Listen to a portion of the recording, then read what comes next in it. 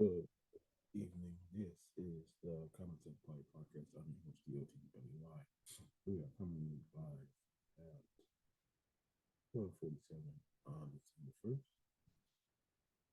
Rate us, review us, give us 5 stars, give us 4 stars, give us 3 stars, give us 2 stars, give us any stars, give us any stars. We'll just assume that we're doing it correctly. We are available on Spotify, Amazon Music, Samsung Podcasts, Pandora, Google Podcasts. Tune in. We still haven't got a Apple ID, so we're still working on Apple today. We will talk about what the Republicans didn't do, BLM supporting Trump, what year we in, and we're gonna discuss, or we're gonna hear, the Hamas, Palestine, Israel dust up. Let's get to it. Surrounded on all sides, the odds of survival are 1,000,000 to 1. And with the collapse of the former superpower, several powerful factions now vie for control. the threat is real. An evil organization calling itself SCAR. Only as SCAR. Their goal, nothing short of total world domination. Led by this man, known only as Iron Claw. We will be victorious! Not on my watch!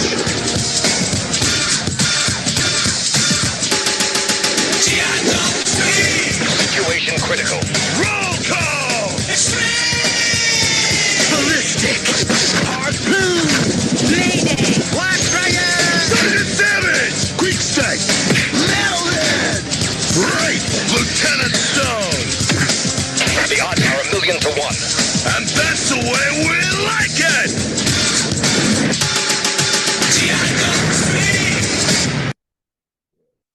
For this time, G.I. Joe Extreme kind of feel like the best way to do it. Again, this is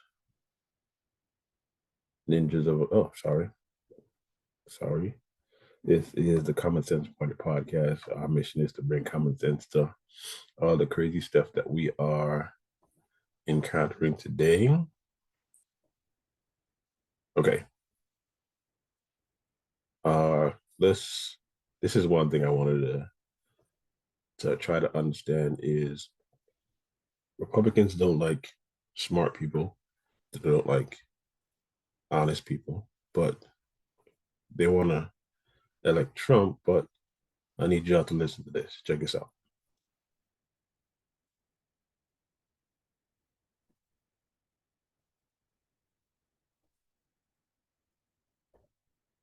People actually have the audacity to state what they wanted. Listen to this. And you put very sexy things like abortion and marijuana on the ballot, and a lot of young people come out and vote. It was a secret sauce for disaster in Ohio. I don't know what they were thinking, but that's why I thank goodness that most of the states in this country don't allow you to put everything on the ballot, because pure democracies are not the way to run a country. So then you're Okay, I'm gonna play it back again. Listen to what he said. He said the quiet part out loud. Please listen. But that's why I thank goodness that most of the states in this country don't allow you to put everything on the ballot, because pure democracies are not the way to run a country. so then you're And Wow. The man said pure democracies is not the way to run a country. The United States is a democracy, and they don't want to put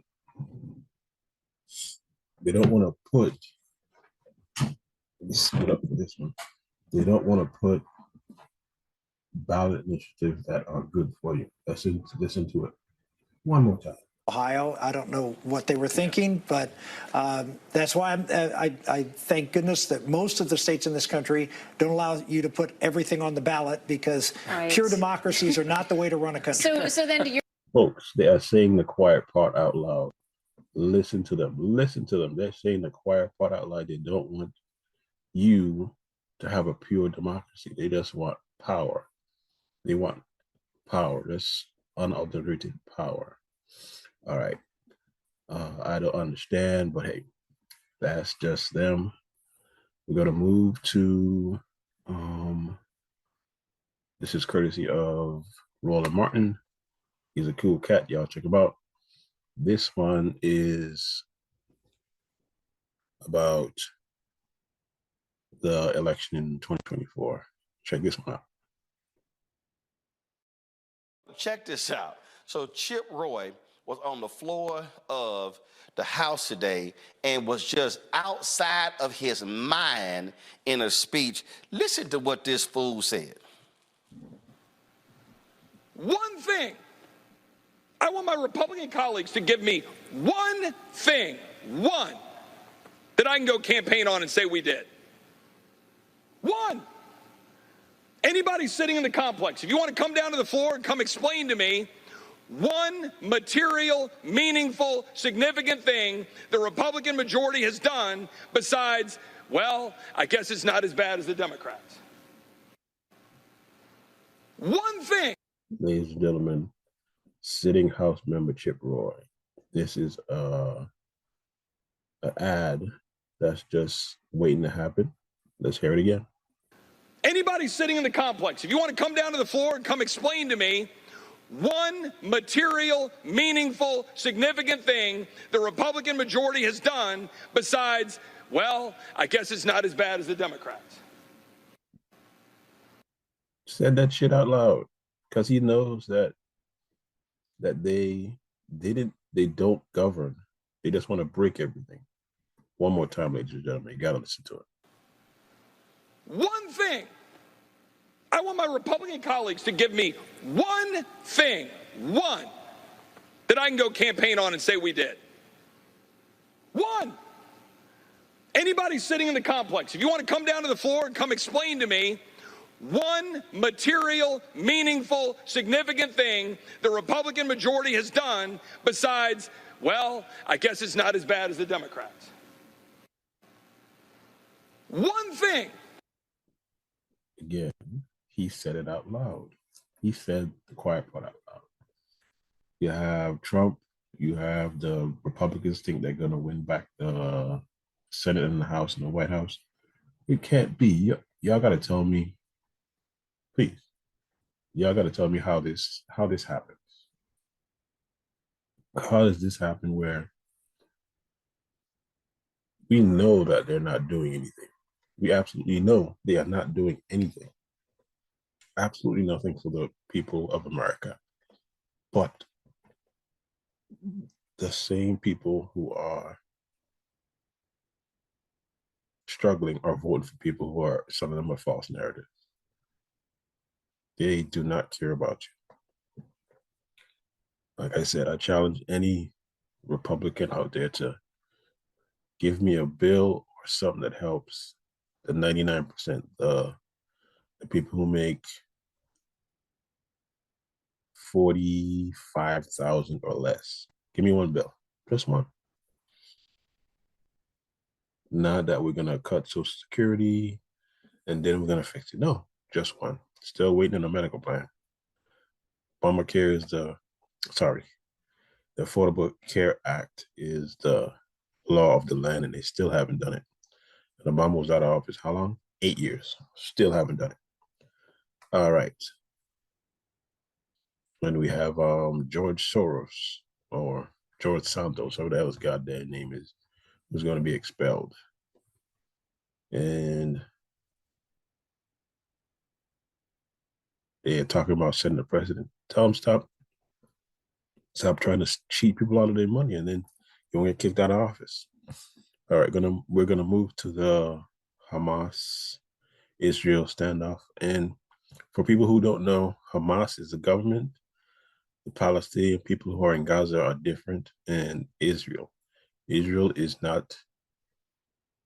Israel might say they play victim, but they had a hand in this.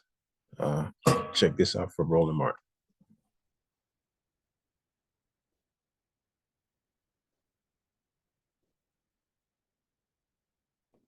The Israeli-Gaza conflict is intensifying. Israel's Prime Minister Benjamin Netanyahu is not agreeing to a ceasefire and has vowed to move forward with its plans to wipe out Hamas since the militant group launched. Okay, this is happening prior to the ceasefire.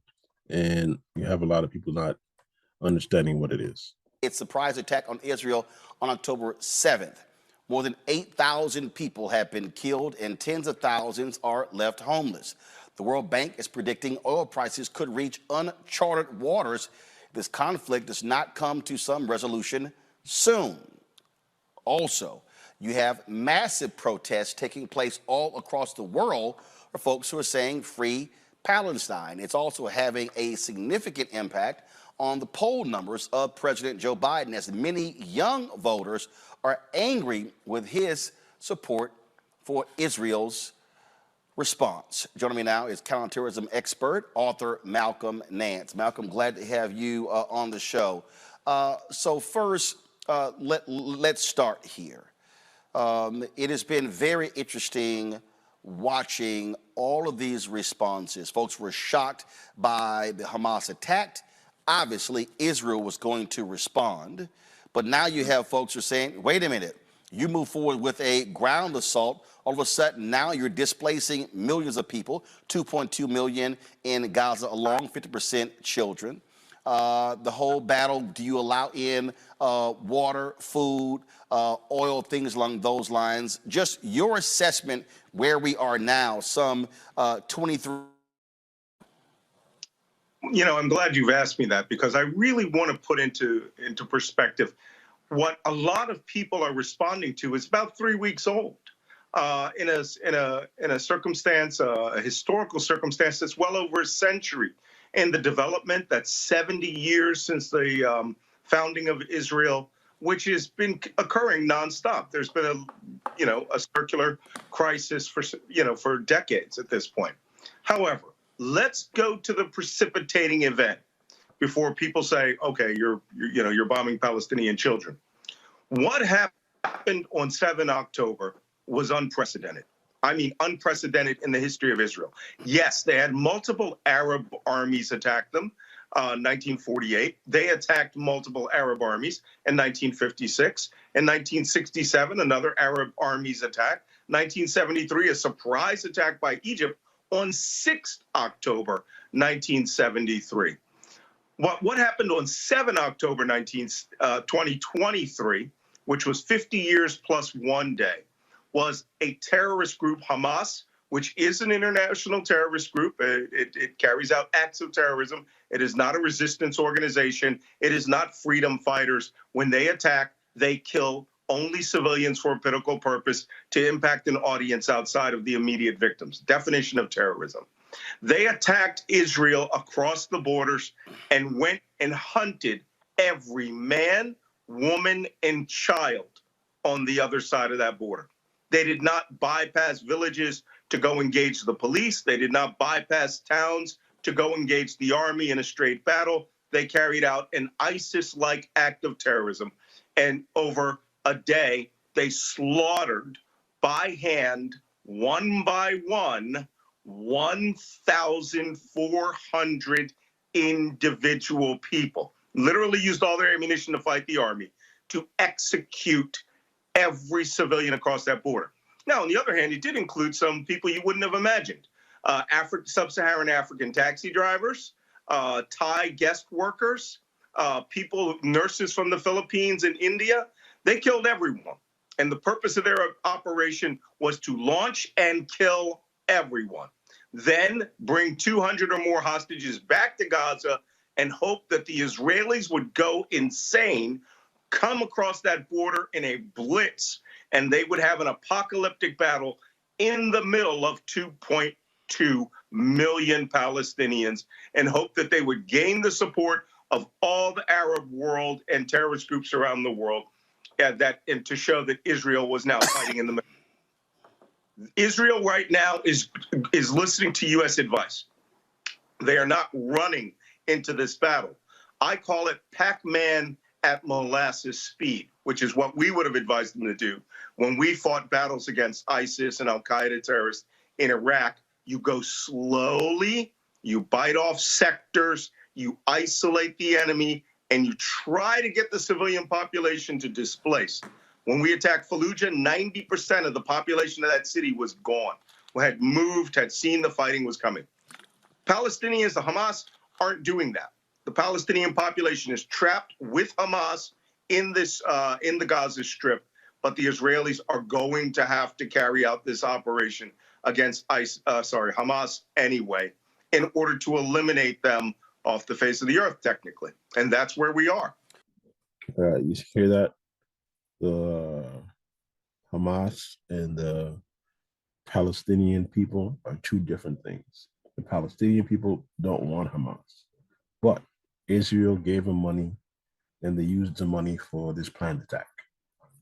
So this is from Human Rights Watch, Malcolm, and they put this out on August 28th, more than a month before. And they talked about the number of Palestinian children who had been killed in the West Bank. They said last year, 2022, was the deadliest year for Palestinian children in the West Bank in more than 15 years. Well, I bring that up because as we examine this entire deal, you talk about the number of Israelis who were killed on October 7th, and we've also seen Palestinians killed. And so really where the struggle is now, I mean, I'm looking at these college campuses, I'm looking at what's happening in these cities, I'm looking at these massive marches as well, and the number of people who literally are saying highly critical of Israel's action as well is that killing begets more killing, begets more killing, and therefore there is really no end to this. President, go ahead. I hear this argument all the time. I mean, I worked this region for 40 years. My first 10 years were spent working the Hezbollah, Israel, Palestine, Lebanon, terror environment. In fact, trying to isolate the location so that we can carry out hostage rescues of over 100 foreigners that were being held by Hezbollah in Lebanon. I mean, if you want to go back on arguments that are historical in nature, go back to the Roman occupation of Judea in 6 BC. Or, I mean, this region, this part of the world has been involved in cycles of human conflict forever. The Israelis or the Jews have been there since 1250 BC. I mean, there's this historical argument people want to make. I am merely trying to put it into perspective on October. If that attack had occurred in the United States, and it wasn't artillery hitting a neighborhood and maybe killing 3 or 4 people, it was summary execution of every person they found in that part of Israel. Summary execution. Took them, zip-tied them, lined them, shot them in the head. Very big difference from people who are killed in war, because war has a completely different set of rules. If you violate it, you do it deliberately, that's called a war crime. Terrorism is when you hunt down the equivalent of 50,000 U.S. citizens and execute them 1 bullet at a time. So the precipitating event was designed by Hamas to do precisely what you see the Israelis are doing. They want this war. They want this battle with their fighters. They set up to be in the middle of civilians so civilians would die at the hands of the Israelis, because to them that's martyrdom. So how do you now deal with this? Some 300 go to my iPad, 300 to 500,000 people protesting in London over the weekend. Then of course you had thousands who were marching in Los Angeles, in New York, and now what you're now seeing that this conflict is having a direct impact on the presidential election, because if you now look at the poll numbers, folks are pissed off, especially a number of young voters, at President Joe Biden's response to this. The State Department early on saying no talk of a ceasefire, and folks are saying, what are you talking about? And so that's the conundrum that we are now in American politics. Well, look, let's go back to England and that march there. England has a Muslim population that is astronomical compared to the United States. So seeing 100,000 people march in London in solidarity with the Palestinian people is fine. People marching in Los Angeles, people marching in New York City. I wrote a Substack op-ed just a couple of days ago where I said the problem that we're having with certainly a lot of these young voters and even African-American Black Lives Matter activists, they don't quite understand some of the words, terminology, and things they're protesting. Yes, a lot of people just going out to say they were out there, and they don't understand the what's the word I'm looking for? They don't understand the difference between Hamas and the Palestinian people.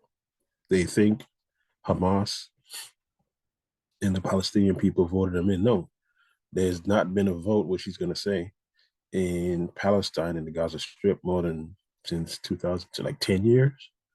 And Israel has not been, excuse me, hands aren't clean either. This is backlash of what they did. This isn't about, I mean, whose babies matter more, right?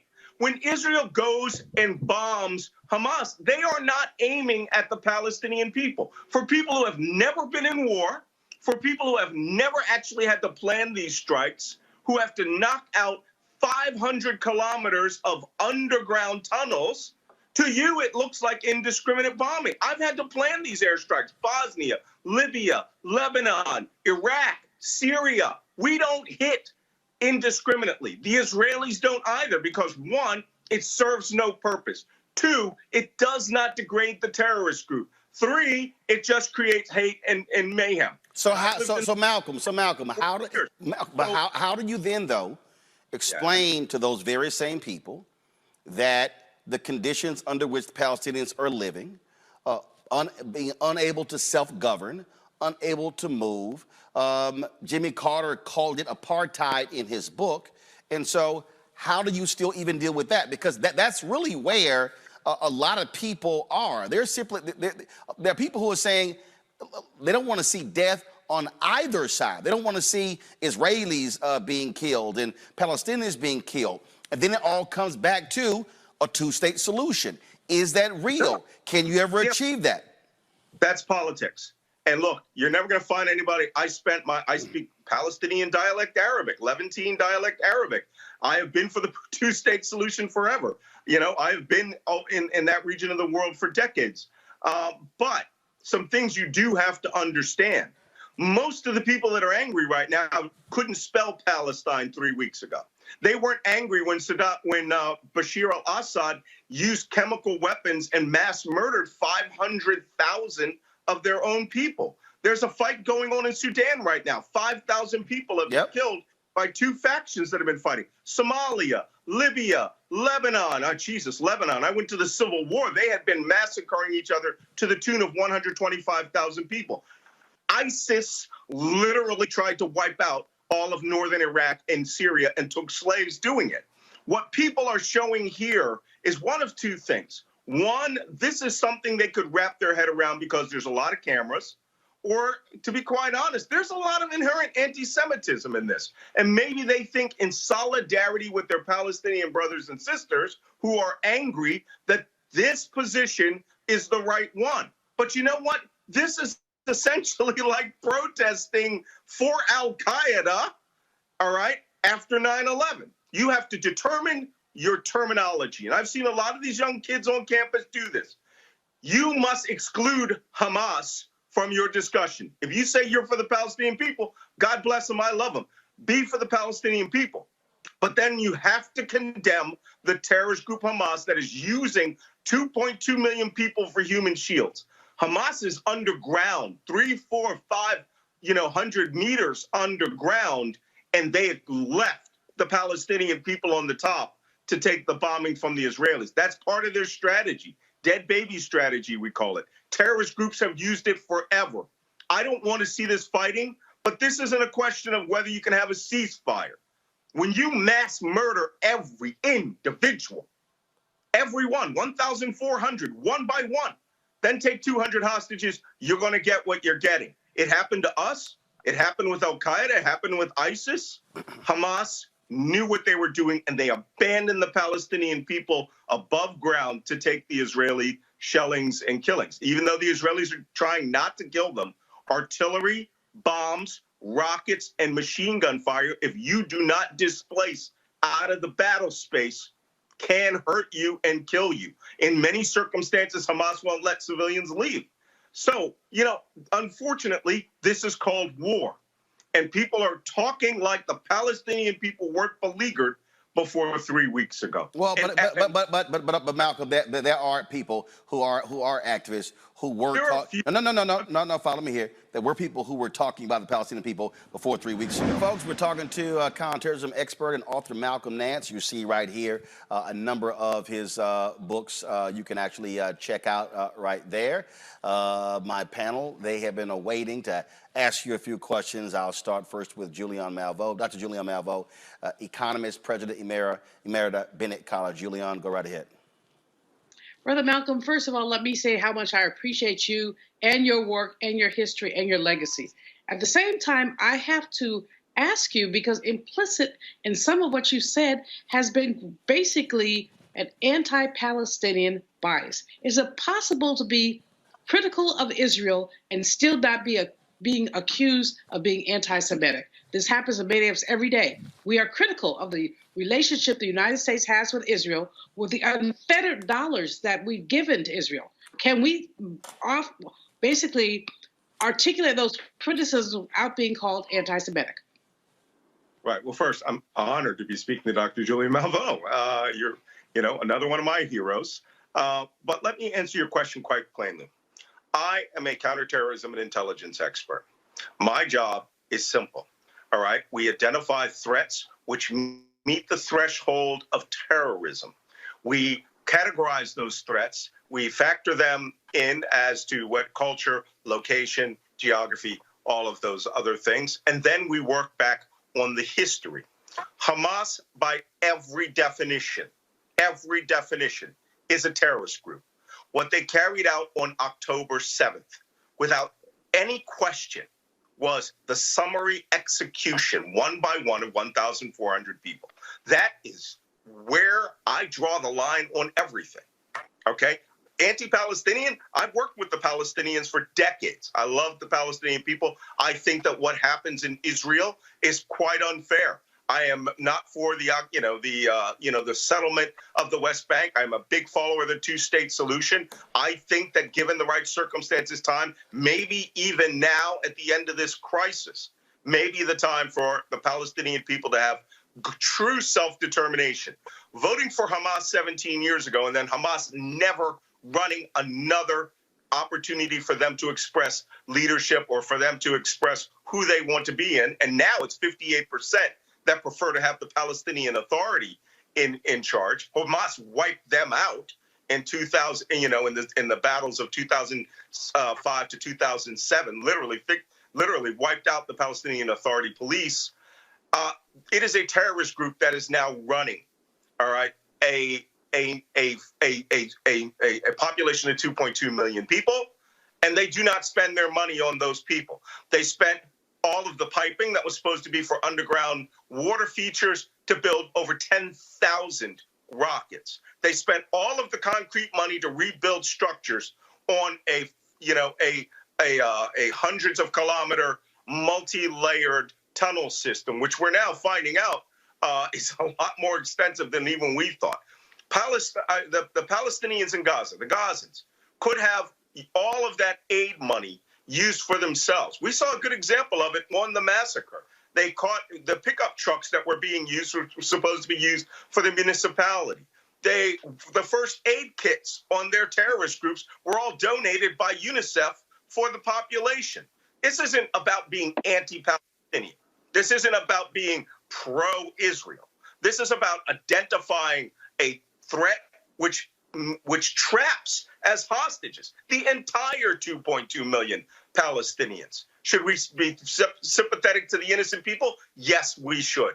But we should also understand that Hamas has now reached the level of ISIS, and they are going to have to, essentially be treated exactly like ISIS, which is the only way you're going to be able to get rid of the people who carried out that massive onslaught and break this cycle is to free the Palestinian people out the terrorism. Let me also remind you that the Bush administration was told by the PLO not to keep pressing for that election in Gaza. They ignored the PLO, and we see what has happened. There was the election. They said Hamas was going to win, and that's what happened. And there's not been an election in Gaza since. I make a quick point on that. Because the Israelis, and here's where I criticize the Israelis, were so damn focused on killing Yasser Arafat and getting rid of their old nemesis, the Palestinian Liberation Organization, which became the Palestinian Authority, that they didn't. Either they understood or they just didn't comprehend. They were electing a radical terrorist group. Well, we now have Israelis who've been critical of Netanyahu for basically cutting off the PLO and in a sense encouraging money going to Hamas in order to split those two apart. And this is now what we're left with. So to your point, what they did then is what Netanyahu, frankly, has continued up till this day. Roland, Malcolm didn't answer my question about whether it was possible to be critical of Israel and still not be described as anti-Semitic. I think this is really important for some of the young people who are protesting and for many others. Malcolm? Sure, I did it. Not a minute ago. I was critical of Israel without being anti-Semitic. This is politics. This isn't religion. But what we're finding in some of the protests, and again, I wrote this Substack because I got sent some horrific stuff by African Americans. I can tell when Palestinian Americans or Arab Americans or others, people from Southwest Asia write to me in Arabic but we have some people here who are now essentially letting their freak flags fly. They are coming out and revealing an inner anti-Semitism, which, to be quite honest, is not normal for this clash between African Americans and Jews. And they're making it that, not Israelis, not Netanyahu. No one is ever going to support Netanyahu after this massacre. He was a criminal, essentially about to lose power, worked with the right wing, and he is responsible for a lot of this. But the terrorist attack, he is not responsible for, other than the fact that he moved 3 brigades off that border in order to suppress, assist settlers in the West Bank. Things will have to change here. You can criticize Israel, but you can and not be considered anti-Semitic. But if you support Hamas openly, which I have seen, now you are supporting a terrorist group. And that is where you're probably going to have a lot of trouble. Renita Shannon, go ahead. Well, first, I want to say, I take offense to you saying that anybody who sort of doesn't see the conflict the way that you see it, they are people who just learned how to spell Palestine last week. It's not true. Many folks have been informed about this ongoing conflict and what has happened and looking much further than October 7th and going back decades. I think that is represented by the fact that you do have people across the world who are standing in support of Palestinians, and also by the fact that you have what is a growing and significant Jewish voice of, that is building and growing, that are saying, not in our name, we want a ceasefire, and have consistently stood for Palestinian rights. So I'm going to ask you more of a political question, since you sort of walked into what type of people you feel do not share your same viewpoint. And so the political question is, what would you say to people who are looking at this and are thinking about the fact that here in America, they are paying tax dollars? As Black folks, we are constantly being told that we can't have reparations because that's too expensive. We are constantly being told as Americans altogether that we can't do any sort of broad health care because that's too expensive. We're told we can't have child care, universal child care support, because that's too expensive. Everything is too expensive, but what is never too expensive is funding wars that are going on outside of the country. What would you say to people who feel like that? Because many people, they do know how to read, they have studied history, and they just have a different view than you. Yeah, well, my view comes from the counterterrorism perspective as the person that had to deal with these people when I say people, I'm talking terrorists. All right. I am not talking the people of Palestine. And the only way that you generally get rid of terrorist groups is you have to have the population lose their support, to have the shackles lifted off of them from groups like ISIS and Al Qaeda and the Shabab in Somalia. And that's the only way that they can start moving forward with their lives. So that's the perspective that I come from. It is not an anti-Semitic perspective. It is not an anti-Arab perspective. I've worked with both on both sides. and certainly every country that surrounds them from a military and intelligence understand it. And believe me, a lot of people are new to this. For those who aren't, bravo. Help educate the people who have just come into this. And, and this is no slam to the people who are emotional about this, because it is an emotional issue. I was just in Dubai and Qatar on the days after the attack. At the same time, Secretary Blinken and Secretary of Defense Austin were there. And the Gulf states, even for all of their rhetoric, are really tired of the terrorism and having to fund, these international groups. But here, for people who are here on this side, who see money going overseas, the kind of money we're talking about is one fraction of a percent here in the United States. Now, Israel every year got $3.5 billion in defense support.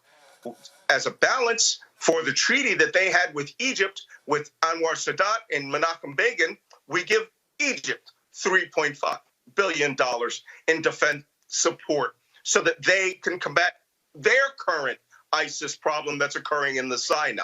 So what do you say? Why shouldn't we keep that money at home?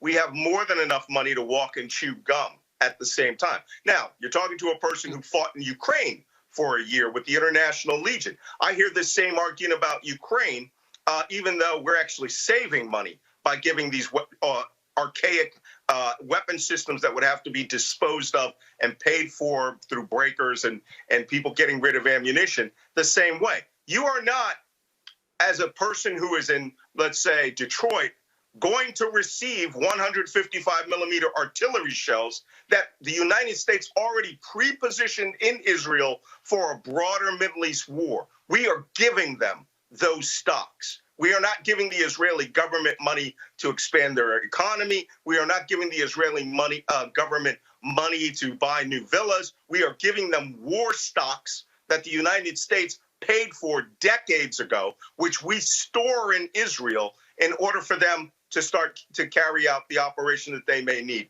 Not to mention, it's not just Hamas. Israel is preparing because they may have a multi-front war with terrorists in Lebanon, Hezbollah, a group that I worked against for decades, all right, that are back direct.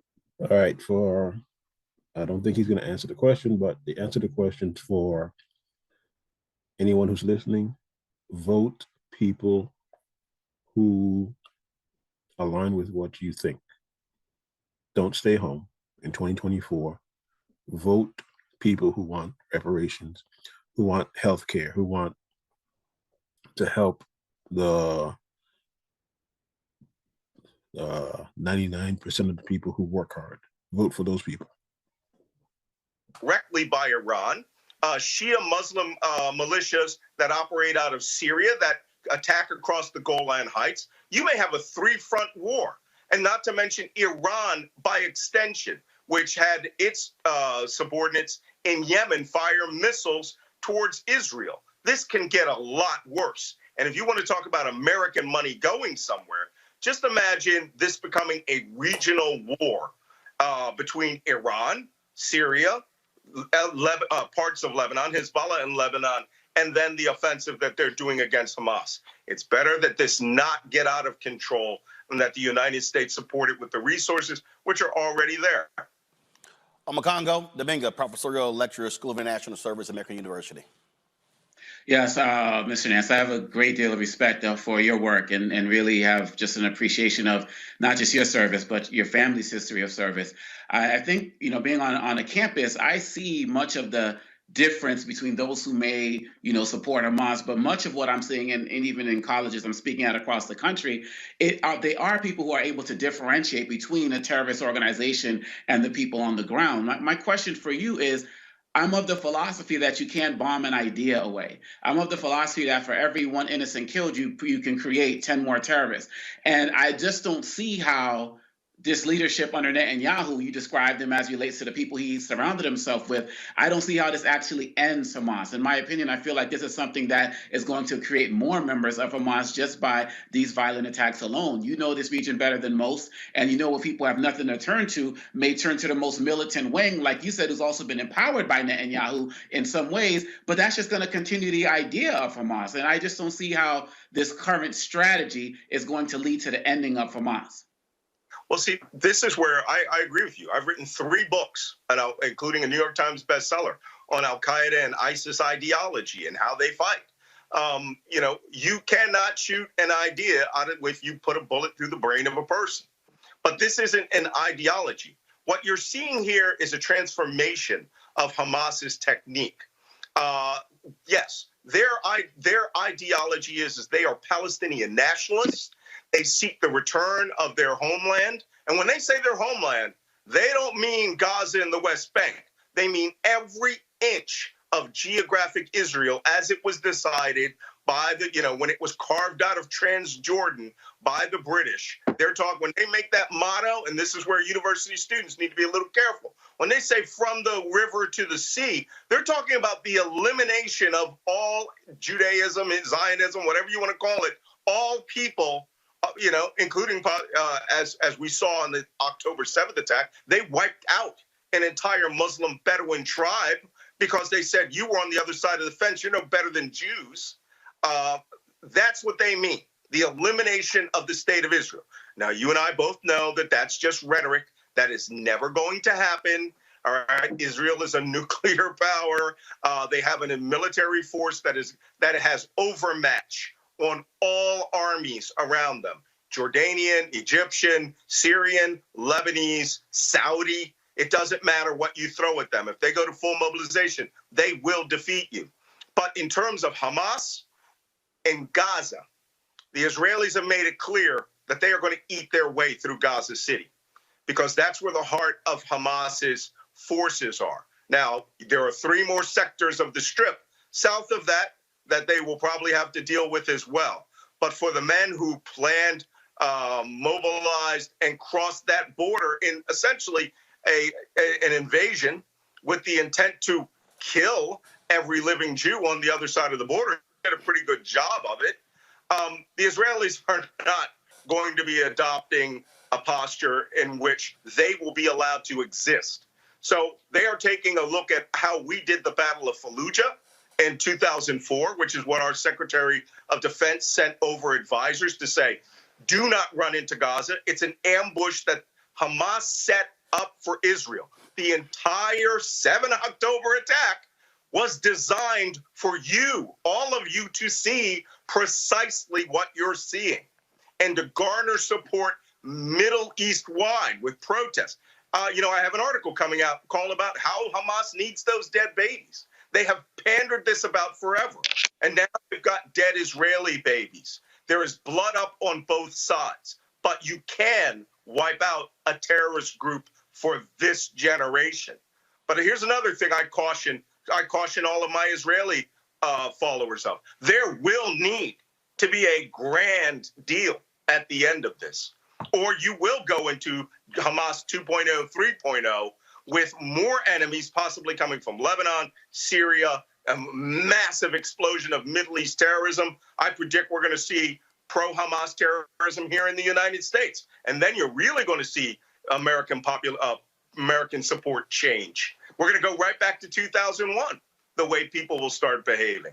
So something will have to change. The status quo of Netanyahu and now his unity government, he's not the only person making decisions, is going to have to start thinking about in the 2-state solution seriously. And I've had Israelis all week tell me to my face that will never happen now that these bodies have been stacked up in Israel. Well, it will have to happen because it's the only way to break this cycle, to empower the Palestinians themselves and to rid Gaza. ISIS, you're going to see in northern Gaza City, Hamas as a military force will cease to exist. That is Roland Martin, Malcolm Nash talking about Hamas, Palestine issue. Like I said, people, please vote. Vote. Come out and vote. Come out and vote so these people don't put us in World War III, because people are protesting around the world for Hamas, but Hamas is the issue. You got to save the Palestine people from Hamas. All right, this has been the Common Sense Party Podcast. I am your host, DOTTLEY. Rate us, review us, give us 5 stars, give us 4 stars, give us 3 stars, give us 2 stars, give us any stars. If you don't give us any stars, we just assume that we're doing it correctly. We are available on Spotify, Amazon Music, Samsung Podcast, Pandora, Google Podcast, TuneIn, iHeartRadio, and we're still waiting for Apple login ID. All right, this podcast is set up so we can give you the common sense knowledge so we can battle these issues. Today we talked about the Republicans telling you out loud that they don't want a democracy, Palestine and Israel, and we also talk about the Republicans saying they didn't do any work. So please, again, come out and vote. Please vote so we can put the people first, because the current Republican Party does not like poor people. They don't. So, and with that, we'll see you again later.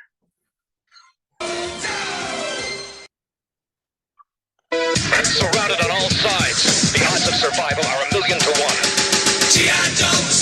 And with the collapse of the former superpower, Several powerful factions now vie for control. the threat is real. An evil organization calling itself SCAR. Known only as SCAR. Their goal, nothing short of total world domination. Led by this man, known only as Iron Claw. We will be victorious! Not on my watch!